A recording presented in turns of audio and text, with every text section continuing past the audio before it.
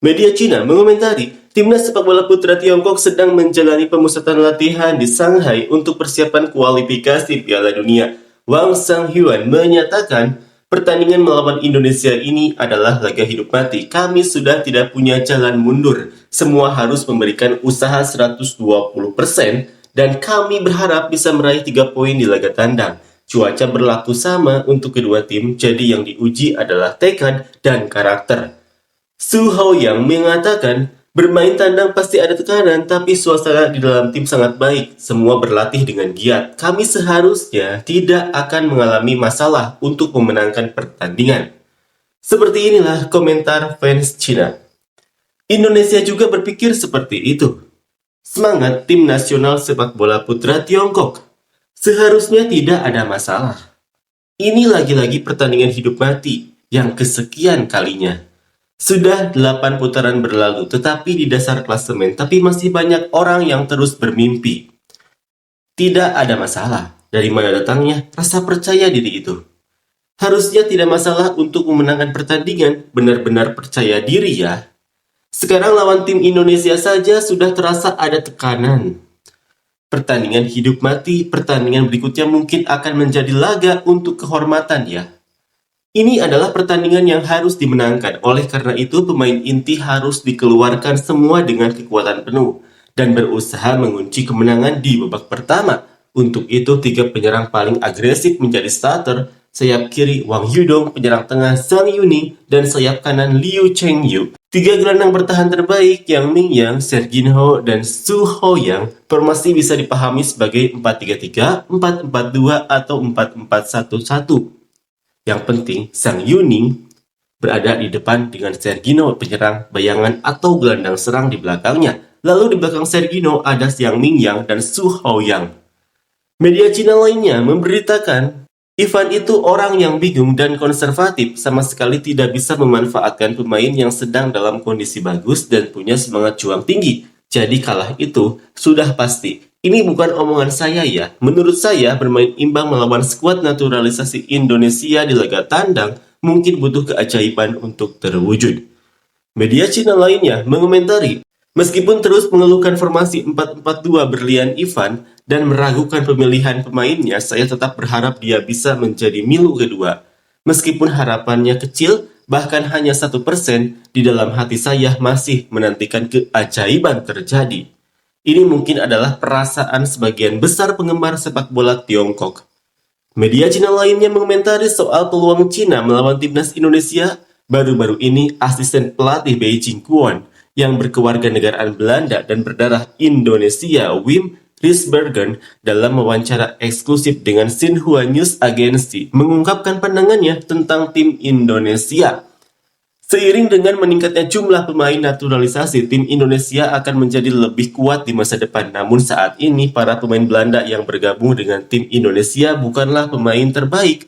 Mereka bahkan belum mencapai level tim B Belanda. Tim Tiongkok saat ini masih memiliki kemampuan untuk mengalahkan lawan. Kuncinya adalah kesabaran, kepercayaan diri, pengendalian emosi, dan performa di lapangan. Mengenai hasil pertandingan kali ini, saya memprediksi kemungkinan akan berakhir imbang. Media Cina lainnya mengomentari soal absennya Eliano. Menurut informasi resmi dari Federasi Sepak Bola Indonesia, pemain naturalisasi Eliano Reinders akan absen dalam pertandingan kualifikasi Piala Dunia bulan Juni karena akan mendampingi istrinya yang akan melahirkan. Pelatih kepala Patrick Kluivert menyatakan, kami sepenuhnya mendukungnya, ia perlu mendampingi keluarganya di momen penting dan membahagiakan ini. Keluarga adalah yang terpenting. Tim pelatih telah melakukan sedikit penyesuaian pada skuad dan kami optimis terhadap kekuatan tim Indonesia yang akan tampil di pertandingan berikutnya. Media Cina lainnya mengomentari soal pernyataan Erick Thohir. Pertandingan antara timnas Tiongkok melawan Indonesia di kualifikasi Piala Dunia Zona Asia akan segera berlangsung. Baru-baru ini Ketua Umum PSSI Erick Thohir diduga menyindir timnas Tiongkok saat membahas isu pemain naturalisasi. Belum lama ini, Erick Thohir menghadiri acara undian kejuaraan U23 Asia Tenggara dan saat menyinggung 2 laga kualifikasi Piala Dunia yang akan datang, ia menyatakan, Kami tidak akan fokus pada dua pertandingan sekaligus. Prioritas kami adalah laga melawan Tiongkok, apalagi ini adalah laga kandang. Ini adalah pertandingan yang sangat krusial. Jika kami tidak bisa meraih 3 poin penuh, maka jalan menuju babak berikutnya, kualifikasi Piala Dunia akan menjadi sulit. Terkait banyaknya pemain naturalisasi di skuad Indonesia, Erick Thohir menanggapi, dalam sepak bola modern, hal ini adalah sesuatu yang wajar bagi kami. Para pemain naturalisasi ini semuanya memiliki darah Indonesia. Ada tim tertentu yang bahkan merekrut pemain tanpa darah keturunan negara mereka, merekalah yang seharusnya merasa malu. Seperti inilah komentar fans Cina. Itu karena kalian pernah dijajah selama ratusan tahun, makanya ada begitu banyak yang disebut blasteran. Bukannya merasa malu, malah merasa bangga. Kalahkan lawan dulu, baru bicara. Itulah sebabnya saya bilang mengandalkan pemain naturalisasi yang bahkan tidak bisa berbahasa Mandarin untuk lolos ke Piala Dunia adalah sebuah lelucon. Dari gagal lolos, malah lebih lucu lagi. Meskipun begitu, Indonesia juga sebenarnya tidak punya kualifikasi itu. Seluruh tim seperti pasukan bayaran dan yang paling menyakitkan adalah mereka menang atas kita di pertandingan. Unggul jumlah pemain, tapi tetap kalah dari Arab Saudi itu karena terlalu banyak pemain tua yang sudah tidak punya stamina. Sejak 2018 sudah dikatakan bahwa pemain-pemain tua tidak mampu. Tanpa bantuan dari seluruh Asia, pemain seperti Zheng Zi pun tidak akan bisa lolos ke babak 12 besar.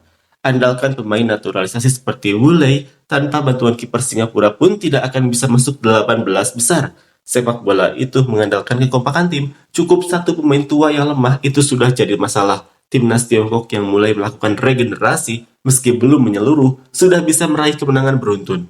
Tapi sekarang kembali menggunakan pemain naturalisasi yang justru merusak atmosfer tim dan menurunkan semangat juang. Ini adalah kesalahan besar. Liga Super Tiongkok yang sudah rusak selama lebih dari 20 tahun malah saling lempar tanggung jawab ke pembinaan usia dini. Ini semakin menyesatkan para penggemar.